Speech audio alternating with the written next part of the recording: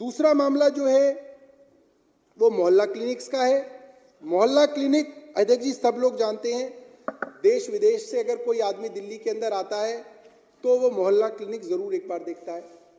तेलंगाना से हो, तमिलनाडु से हो, मध्य प्रदेश हो, महाराष्ट्र हो, ऐसे कई राज्य हैं जहां से अधिकारी, मंत्री, मुख्यमंत्री मोहल्ला क्लिनिक को देखकर अपने अपने राज्य में उसका अनुसरण कर रहे हैं, जो अच्छी बात है।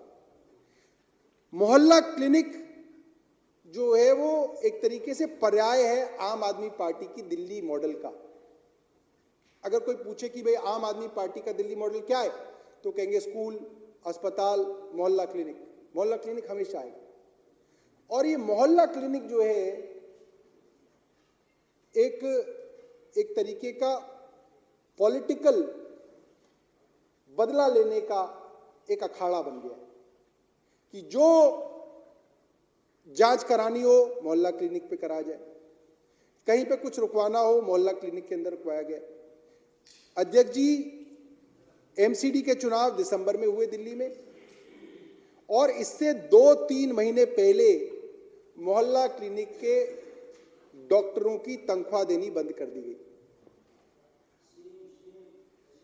एमसीडी चुनाव से एन पहले मोहल्ला क्लिनिक में जहां पे फ्री टेस्ट होते हैं, जहां पे ज्यादातर लोग इसलिए जाते हैं कि यहां पे फ्री टेस्ट हो जाएंगे, वो टेस्ट करने बंद कर दिए।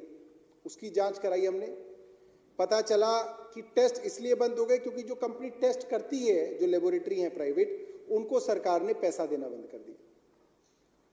क्यों बंद कर दिया? कह रहे कि भाई हमने फाइनेंस डिपार्टमेंट से इजाजत मांगी थी, पैसा मांगा था सेकंड इंस्टॉलमेंट का, फाइनेंस ने इंस्टॉलमेंट नहीं दी। डॉक्टरों की तनख्वाह क्यों नहीं दी?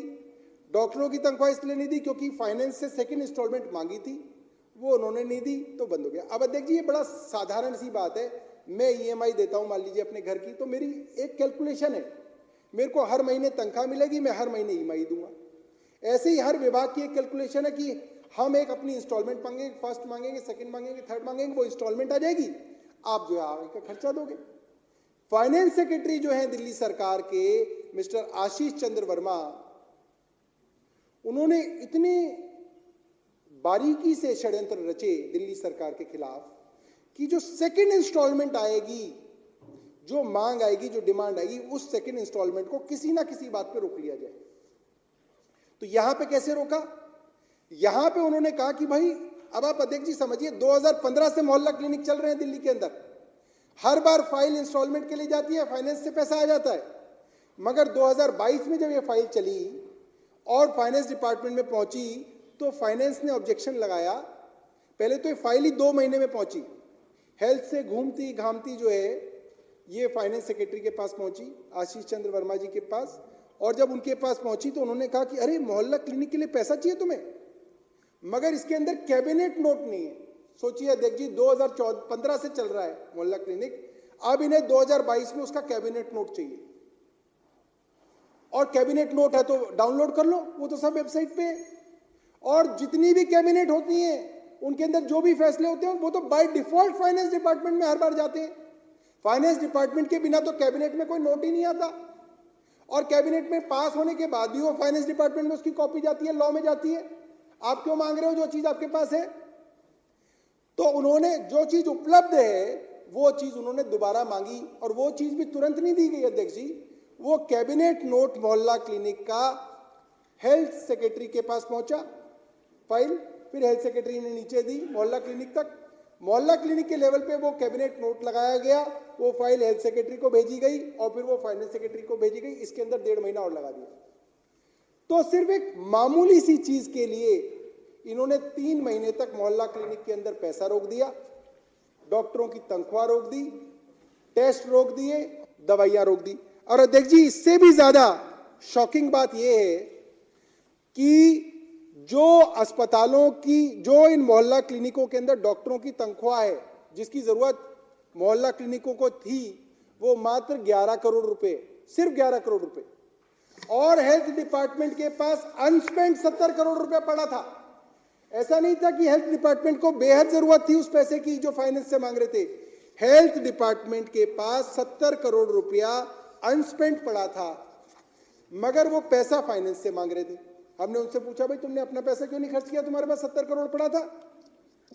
तो उन्होंने बोला कि भाई इसकी भी जो परमिशन थी वो हमने जो है फाइनेंस से मांगी, जो कि मांगने की जरूरत नहीं थी अध्यक्ष जी। उन्होंने जबरदस्ती उसकी परमिशन फाइनेंस से मांगी, और फाइनेंस के अंदर तो आशीष चंद्र वर्मा बैठे हैं, इन्हीं परमिशनों को रोकने के लिए बैठे। उन्होंने बोला नहीं नहीं नहीं, तुम्हारे पास जो 70 करोड़ रुपया वो भी तुम नहीं खर्च करोगे जब तक मेरी परमिशन ना हो। तो अध्यक्ष जी हर लेवल पे ये देखा गया कि ये जो फाइनेंस सेक्रेटरी हैं आशीष चंद्र वर्मा, इन्होंने एक क्या कहते हैं बहुत दुर्भावना से साजिश रची, षड्यंत्र रचा, और किसके खिलाफ रचा?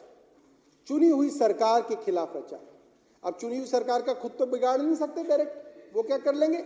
उन्होंने सोचा कि जो गरीब लोग हैं, जो मजलूम लोग हैं, जो बुजुर्ग हैं, जो विधवाएं हैं, जो विकलांग हैं, उनको किसी तरीके से परेशान किया जाए, 3-4 महीने उनको टॉर्चर किया जाए, उनको दुखी किया जाए। जब वो दुखी होंगे तो वो सरकार को गाली देंगे, और इसका फायदा हमें एमसीडी चुनाव में भारतीय जनता पार्टी को मिल जाए। इस उद्देश्य से इतना घिनौना कृत्य जो है दिल्ली के बड़े बड़े आईएएस अधिकारियों ने रचा।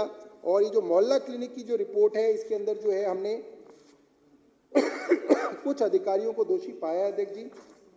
उनके नाम है हेल्थ सेक्रेटरी अमित सिंगला और प्रिंसिपल सेक्रेटरी आशीष चंद्र वर्मा। इन दोनों ने भारी गड़बड़ी फैलाई, और इनको संरक्षण था दिल्ली के मुख्य सचिव नरेश कुमार जी का, जिन्होंने सब कुछ होते हुए आंख बंद करके देखा। जैसे धृतराष्ट्र ने द्रौपदी का चीरहरण देखा, आंख बंद करके सब कुछ होने दिया, ऐसे जो है हमारे जो नरेश कुमार मुख्य सचिव हैं, इन्होंने सब कुछ होने दिया, और इसके ऊपर कोई उनकी जो है प्रक्रिया नहीं थी। उनको हमने 3 दर्जन अखबार की क्लिपिंग्स दिखाई कि ये छप रही हैं, अक्टूबर से अब तक आपने ये नहीं पढ़ी, और उन्होंने ऐसे दिखाया कि जैसे अखबार में छपी नहीं। तो हमने उनको भी इसके अंदर जो है दोषी माना है, और हमने केंद्र सरकार के मिनिस्ट्री ऑफ होम अफेयर्स और जो राष्ट्रपति महोदय हैं उनसे भी सिफारिश की है कि इन दोनों मामलों में अध्यक्ष जी, चाहे मोहल्ला क्लिनिक का हो चाहे पेंशन का हो, जो उपराज्यपाल महोदय है उनकी भूमिका बहुत संदिग्ध पाई गई है। अफसरों ने हमें कमेटी के अंदर, जब हमने वो जो कॉन्फिडेंशियल क्लॉज है उसको इस्तेमाल करते हुए अफसरों से बात की, तो उसके अंदर अफसरों ने साफ लफ्जों के अंदर ये बात कही हमें कि जो मुख्य सचिव हैं नरेश कुमार, इन्होंने हमें डराया धमकाया, और उपराज्यपाल महोदय के नाम से डराया धमकाया गया हमको कि अगर तुमने दिल्ली सरकार के काम नहीं रोके तो एलजी साहब के आदेश है, तुम्हारे साथ ठीक नहीं होगा। और इस तरीके से चुनी हुई सरकार को बदनाम करने के लिए षड्यंत्र आपके सामने रचा गया। ये दोनों रिपोर्ट्स आपके सामने अध्यक्ष जी, बहुत बहुत धन्यवाद।